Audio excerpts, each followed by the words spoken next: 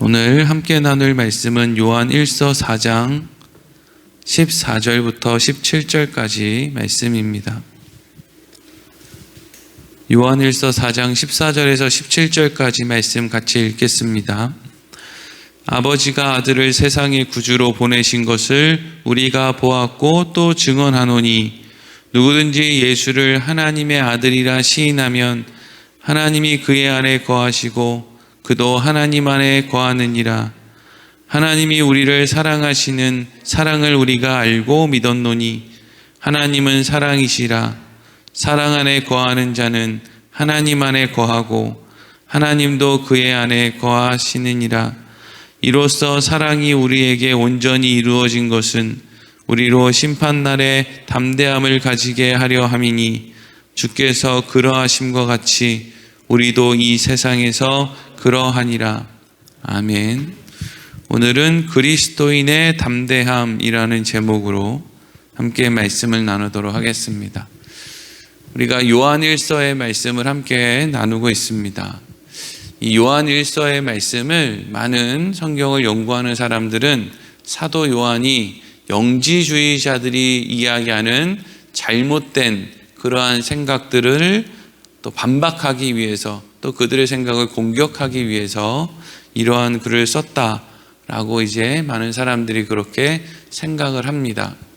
그런데 가만히 생각해 보면 우리가 요한 1서의 글을 가만히 읽어보면 이 글을 영지주의자들이 읽었겠나, 영지주의자들이 이런 글에 관심이나 있겠나. 왜냐하면 사람은 자기가 알고 자기가 믿고 자기가 신념으로 생각하는 것을 다른 사람들의 말을 이렇게 듣고 바꾸는 일을 사실 못한다고 보면 됩니다. 사실 그런 거 잘 못해요.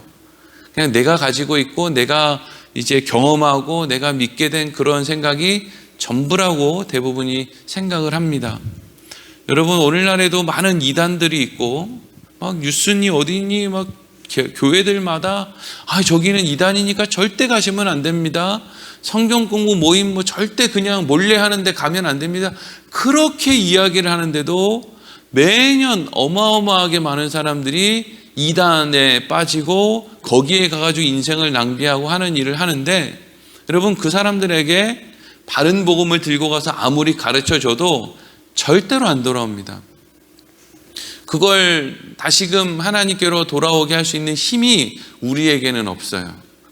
영지주의자들을 다시 복음으로 인도할 힘이 요한에게는 없는 거예요.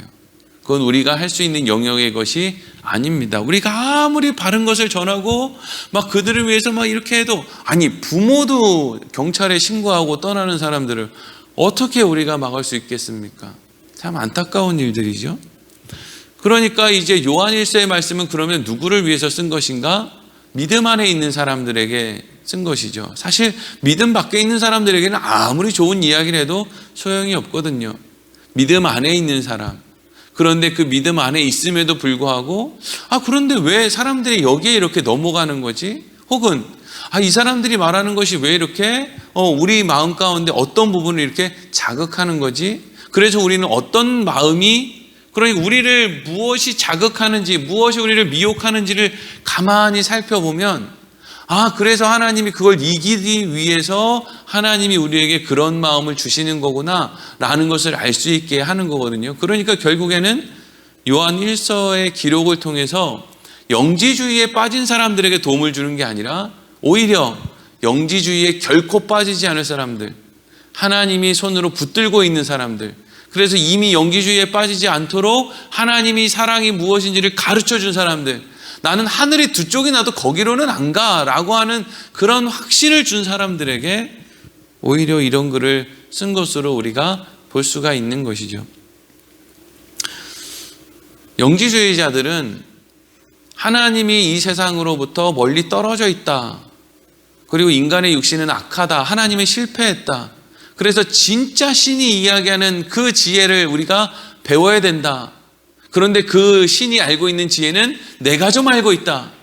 지금 이게 어디로 가는지를 좀 알아야 되거든요. 세상을 창조한 하나님도 능력 없는 신인데 나는 하나님보다 더 뛰어난 그 신이 가지고 있는 지식을 나는 좀 알고 있다. 이거 지금 뭐 하는 거예요? 지가 세상을 창조한 하나님보다 어쨌든지 잘났다. 뭐 이런 이야기를 하는 게 영지주의자라고 했어요. 근데 이 영지주의자들의 말을 절대 믿을 수 없는 사람이 있었는데 그 사람이 누구냐면 사도 요한이었어요. 그리고 많은 사도들, 예수님의 부활을 목격한 사람들, 이런 증인들, 이런 사람들은 이 영지주의자들의 말을 받아들일 수가 없죠. 왜? 예수님의 공생의 기간, 예수님이 어떻게 십자가에서 죽으셨고 옆구리에 칼이 찔렸고, 그런데 우리가 어디 숨어 있는데 거기 예수님이 벽을 통과해서 거기 들어오셨고 평강을 선포하셨고, 갈릴리 해변에서 우리가 아침을 먹었고 거기서 베드로에게 무슨 이야기를 했고, 그리고 다시금 예수님이 어떻게 승천하셨고, 이거 다 봤는데, 예수님이 어떠한 일을 하셨고 어떠한 말씀을 하셨는지를 다 보고 들었는데 어떻게 여러분 사도 요한이 신은 이 세상에 관심이 없다, 관여하지 않는다라는 말을 받아들일 수가 있겠어요? 헛소리라고 생각을 하겠지. 말도 안 되는 소리라는 것을 알겠지.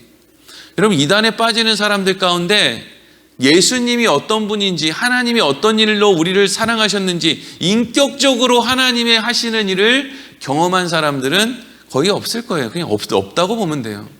대부분 이단에 빠지는 사람들은요, 뭐 때문에 빠지느냐 하면 자기가 주장하는 것의 옳음을 드러내기 위해서 이단에 빠지는 사람들이 상당히 많습니다. 예를 들면 이런 거죠. 나 교회에서 좀 섭섭한 일이 있었어. 내가 이렇게 교회에서 하고 싶은데 다른 사람들이 나를 교회에서 이렇게 하는 걸 자꾸, 그것도 뭐 타당한 이유 때문이 아니라 저 사람들이 교회 안에 만들어낸 세력을 유지하기 위해서 내가 여기 교회에서 뭔가를 하려는 걸 나를 자꾸 막아. 그래서 난 기분이 너무 나빠. 그래서 어디로 가요? 그래서 이단으로 가요. 왜? 나의 옳음을 이단이 증명해 주니까. 그 안에 예수님이 사랑을 하고 십자가를 지고 뭐 이런 마음이 없어요. 그냥 다 자기 합리화를 하기 위해서 이단으로 도망가는 경우가 많이 있는 거예요. 정말 예수님이 나를 위해 하신 일이 이렇게 크시다, 예수님이 다 이루셨다 라고 하는 것이 무엇인지를 아는 사람은 예수님이 다 이루지 못해서 결국에는 어떤 할아버지가 예수님이 못 이루신 일을 마저 행해야 된다라고 하는 말을 절대로 받아들일 수가 없죠. 예수님께서 공생의 기간이 이제 끝나고 십자가를 지실 때, 그때 여러분 예수님을 사실 십자가에 못 박으려고 했던 핵심 인물들은 누구냐면 유대교 종교 지도자들이었죠. 그럼 여러분, 유대교 종교 지도자들이 예수님이 특별한 능력이 있다는 걸 몰랐을까요? 알았습니다. 그 결정적인 정점이 뭐예요? 죽었던 나사로, 예루살렘에서 얼마 떨어지지 않았던 베다니에 살고 있었던 죽었던 나사로가, 예수님이 일부러 나사로가 죽을 때까지, 썩은 냄새가 풀풀 풍길 때까지 기다렸다가 나사로를 찾아가시죠. 그리고 나서 예수님이 돌을 굴려라 한 다음에 나와라, 나사로가 나와라 했더니 나사로가 이제 그 붕대를 동여매고 이렇게 걸어 나오지 않습니까? 그러니까 이때 예루살렘 근처에 있는 베다니에 일어난 이 일을 모르지 않았을 거란 말이죠. 종교 지도자들이 예수님을 십자가에 못 박으려고 하면서도 예수님의 능력이 있다라는 것을 모르지 않았단 말이에요. 근데 그들은 예수님을 십자가에 못 박겠다는 거예요. 왜요? 그리고 그냥 죽이려고 몰래 암살자를 보내서 죽이는 것도 아니고, 십자가형이라고 하는 세상 사람들 이것 보세요, 이 극악무도한 죄인들 좀 보세요 라고 하는 의미를 담은 십자가에 예수님을 달았단 말이죠. 그러면 이 당시 종교 지도자들, 로마의 기득권을 가지고 있었던 그 관리들, 이런 사람들은 예수님을 통해서, 예수님의 죽음을 통해서 뭘 보여주려는 거죠?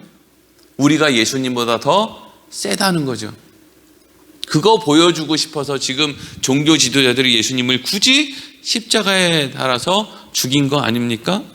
그러니까 자신들이 예수보다 더 큰 능력을 가지고 있다는 것을 드러내기 위해서 이 사람들이 예수님을 죽였단 말이죠. 그리고 나서 예수님이 죽으실 때 두 종류의, 똑같은 말인데 두 종류의 사람들이 같은 말을 해요. 물론 성경에는 예수님 말씀만 있지만 예수님이 죽으실 때 이렇게 고백을 하죠. 다 이루었다. 이러고 돌아가세요. 그렇죠?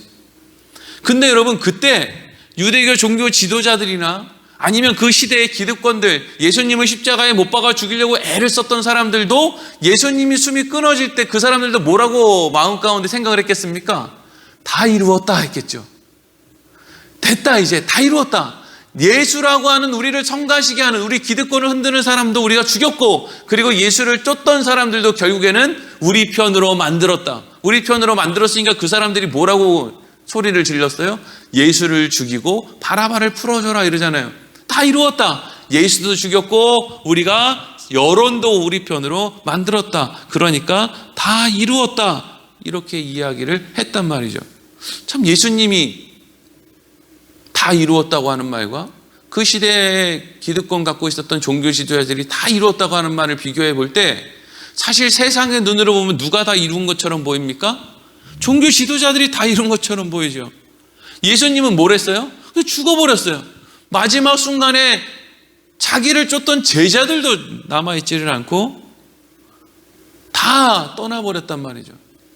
겉으로 봤을 때는 예수님이 다 이룬 게 아니라 당시 종교 지도자들이 다 이룬 것처럼 보이는 거죠. 근데 여러분, 그렇다면 예수님은 왜 죽기 전에 다 이루었다라는 말씀을 하시고 죽으신 걸까요? 그것은 예수님께서 이 땅에서 드러내시려고 하는 거, 만들어내시려고 하는 거, 다 이루셨다라고 했을 때 그 이루었다고 하는 그 핵심이 세상의 것이 아니기 때문에 그래요. 세상의 눈에 보이는 것이 아니기 때문에 그렇다고요. 여러분, 예수님은 이 땅에 얼마나 큰 교회 건물을 짓는지, 무슨 뭐 베드로 성당의 천장에 무슨 벽화가 얼마나 화려한지, 그래서 무슨 성당이 얼마나 큰 규모로 세워지고 대한민국에 2천억, 3천억짜리 어마어마한 규모의 교회 건물이 있고 없고 이런 거 예수님 관심 없어요. 어떤 정치인이 기독교인이냐, 기독교인들이 어떻게 세력을 모아서 기독당을 어떻게 세우느냐, 예수님 그거 관심 없어요. 예수님이 다 이루었다고 하는 말 안에 그런 건 없어요.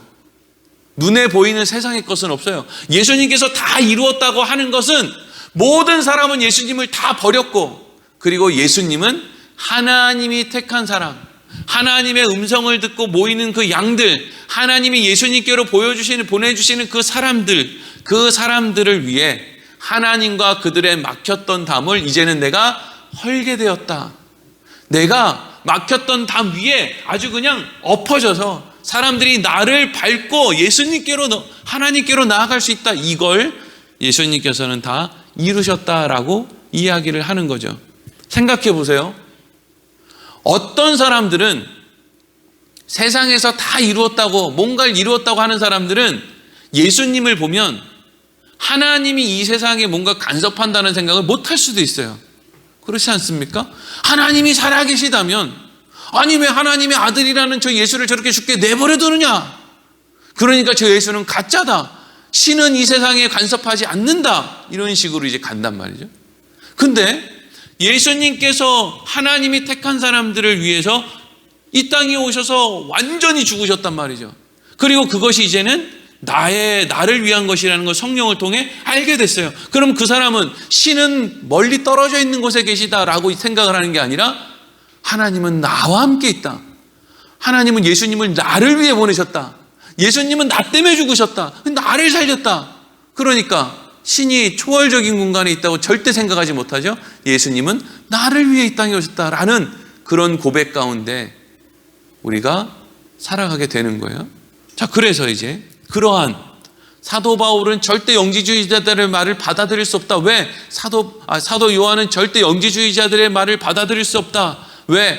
사도 요한은 예수님의 증인이었고, 예수님의 증인이라는 것은 하나님이 이 땅에 예수님을 통해서 어떤 일을 했는지를 누구보다도 잘 알기 때문이다 하는 거죠. 그래서 오늘 14절 말씀이 이렇게 시작됩니다. 14절 읽겠습니다. 시작. 아버지가 아들을 세상의 구주로 보내신 것을 우리가 보았고 또 증언하노니. 아멘. 아버지, 여기 아버지는 하나님이죠. 하나님이 독생자를 세상의 구주로 보내신 것을 우리가 보았대요. 우리. 여기에서 우리가 누구예요?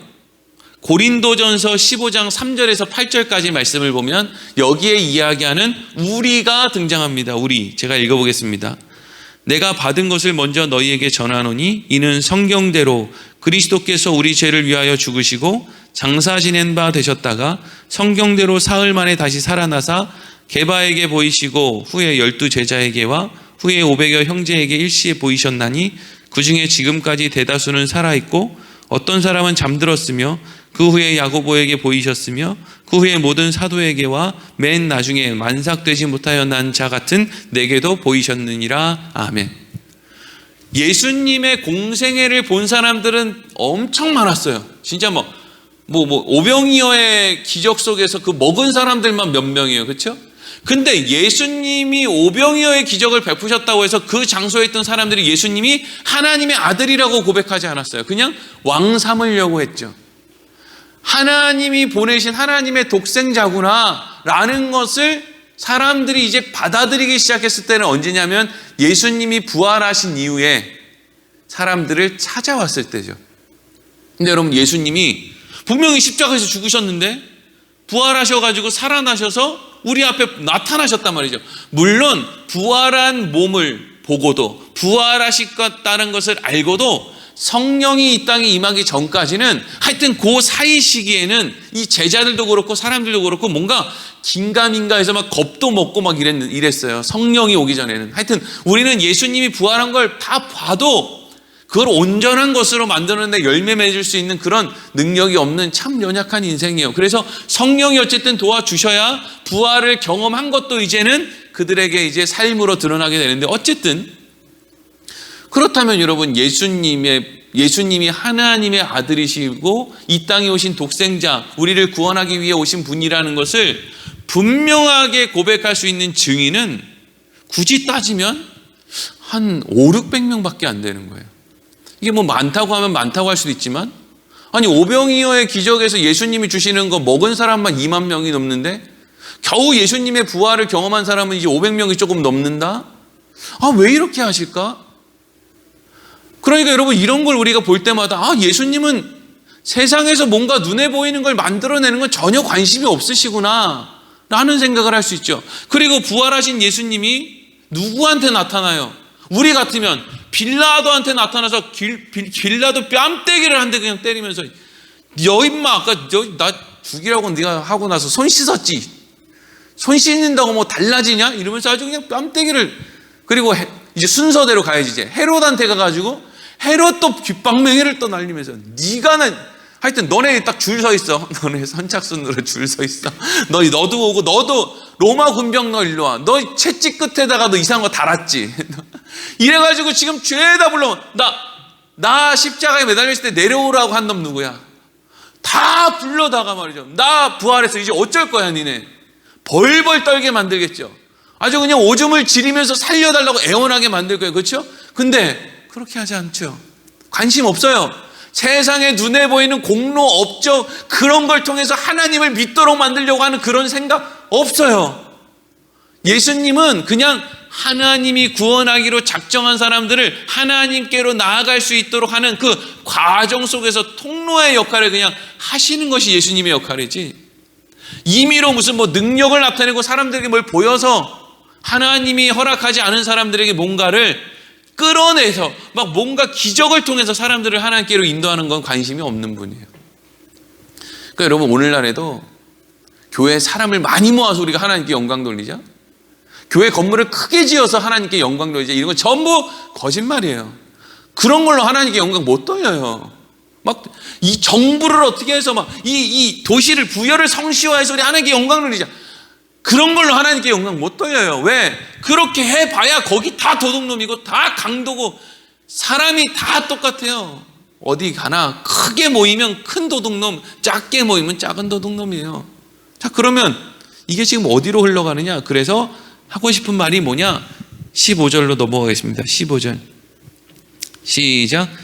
누구든지 예수를 하나님의 아들이라 시인하면 하나님이 그의 안에 거하시고 그도 하나님 안에 거하느니라. 아멘. 그런데 여러분, 생각해 보면 지금 사도 요한이 요한일서를 쓸 때는 그때 예수님의 부활을 경험했던 사람들은 하나하나 순교당해서 죽거나 병들어서 늙어서 죽거나 이제 하나하나 다 이제 죽어갔어요. 이제 얼마 안 남았어요. 사도 요한이 이렇게 늙었으니까 그때 평균 수명을 생각하면 거의 다 죽었겠죠. 그러니까 사도 요한이 생각할 때는 사실은 부활의 증인, 이 땅에 독생자를 하나님이 보내셨다는 직접적인 증인들은 사실은 점점 없어지고 이제 자기 죽음은 이제 없는 것처럼 느껴질 수도 있어요. 그런데 사도 요한이 왜 놀랬냐 하면 분명히 그것을 직접적으로 경험하고 목격한 사람들은 우리인데, 아니 우리가 다 죽으면 이제 증인들이 없어질 거라고 생각했는데 우리보다 더 그 사실을 분명하게 믿는 우리의 후배들이라고 해야 되는지, 하여튼 우리가 믿음을 전수한 사람들이 더 많이 일어나게 되었다는 거예요.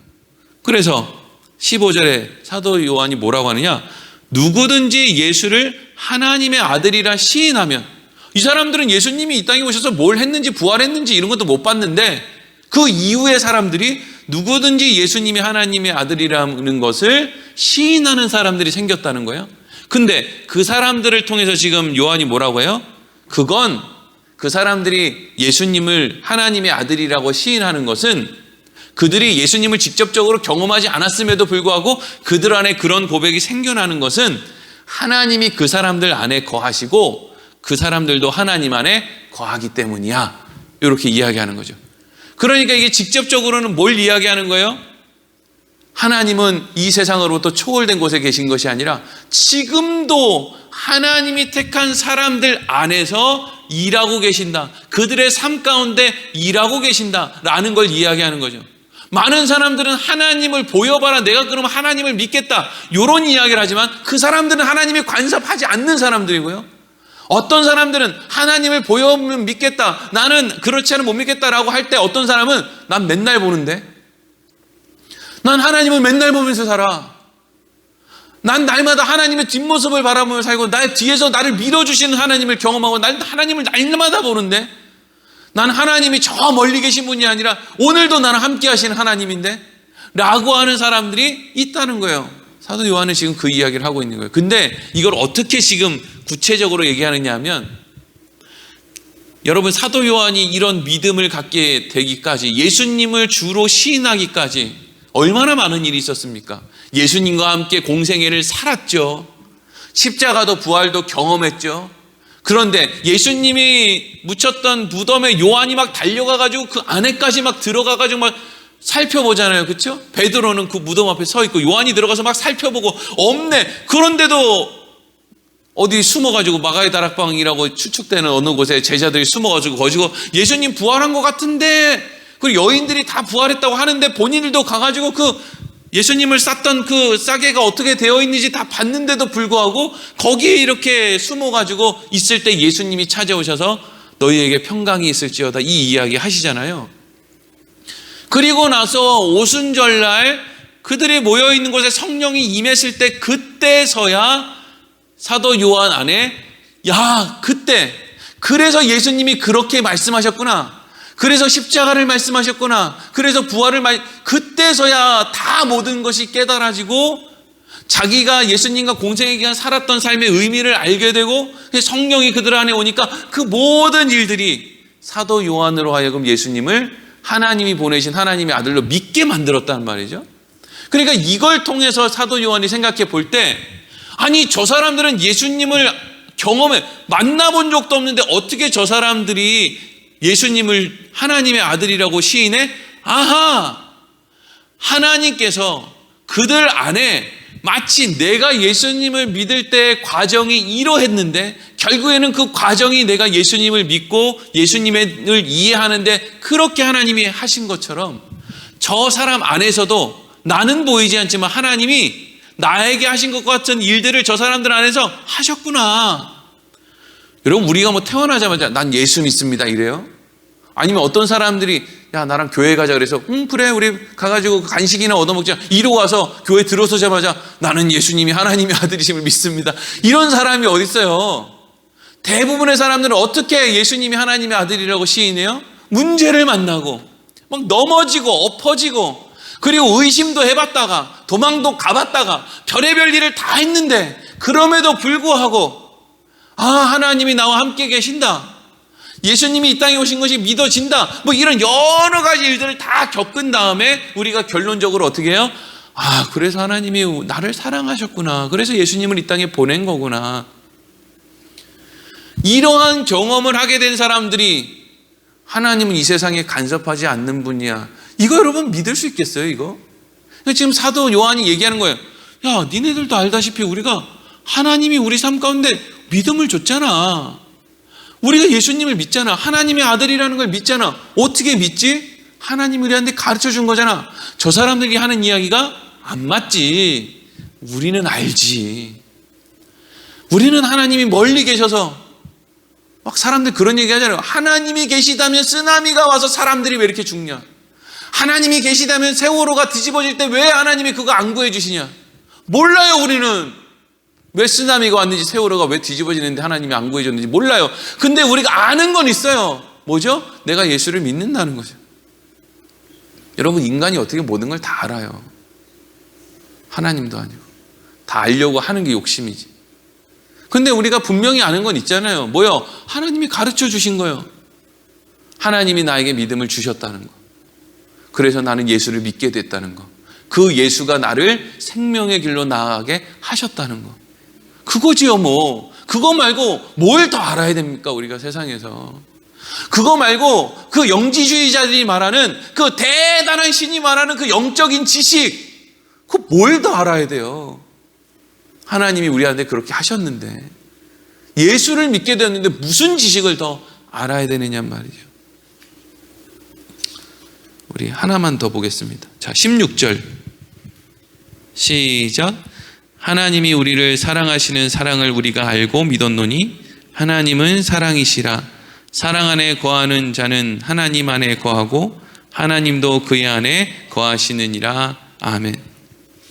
그래서 우리가 하나님 안에 거하고 하나님이 내 안에 거하고, 그래서 우리가 예수님을 하나님의 아들이라고 시인하게 됐단 말이죠.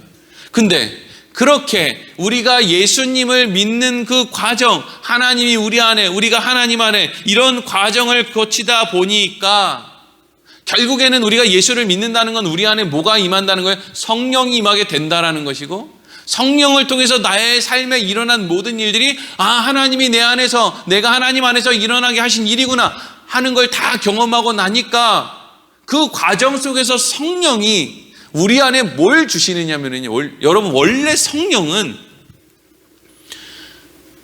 성령이 하시는 역할은 뭐냐면요, 아버지 되시는 성부 하나님과 아들 되시는 성자 하나님 사이에서 아버지가 아들이 아버지를 온전히 사랑하는 그 사랑의 마음을 온전히 전달해주는, 100% 여과 없이 완전하게 전달해주는 역할을 하는 분이 성령이에요.